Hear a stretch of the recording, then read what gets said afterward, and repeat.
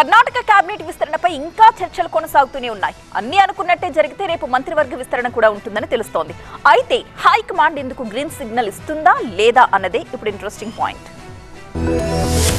కర్ణాటక మంత్రివర్గ విస్తరణ ఆశావహుల్ని ఊరిస్తోంది. మంత్రివర్గ విస్తరణ కోసం గత 2 నెలలుగా ఆశావహులు ఎదురు చూస్తున్నా వారి ఆశలు ఫలించడం లేదు. రాష్ట్ర నూతన మంత్రుల జాబితా ఫైనల్ చేయడానికి సీఎం డీకే శివకుమార్, మాజీ సీఎం సిద్ధరామయ్య, కేపీసీసీ అధ్యక్షుడు హరిప్రసాద్, ఇతర నేతలు 4 రోజుల పాటు ఢిల్లీ వెళ్లారు. అయితే వాళ్ళు రాహుల్ గాంధీని కలవకుండానే తిరిగి వచ్చినట్టుగా తెలుస్తోంది. మరోవైపు రాహుల్ గాంధీ మంత్రివర్గ జాబితా ఖరారు చేస్తారని పార్టీ వర్గాలు ఎదురు చూస్తున్నాయి. నేడో రేపో మంత్రివర్గ విస్తరణ జరుగుతుందని గవర్నర్ నివాసంలో చేసిన ఏర్పాట్లు అర్ధాంతరంగా నిలిచిపోయాయి. మంత్రి పదవుల్ని ఆశించిన 20 మందికి పైగా ఎమ్మెల్యేలు, ఎమ్మెల్సీలు గత వారం రోజులుగా ఢిల్లీలోనే ఉంటున్నారు. అంతా అనుకున్నట్టుగా సవ్యంగా జరిగితే శనివారం నూతన మంత్రుల ప్రమాణ స్వీకారం ఉండే అవకాశం ఉందని పార్టీ వర్గాలు చెప్తున్నాయి.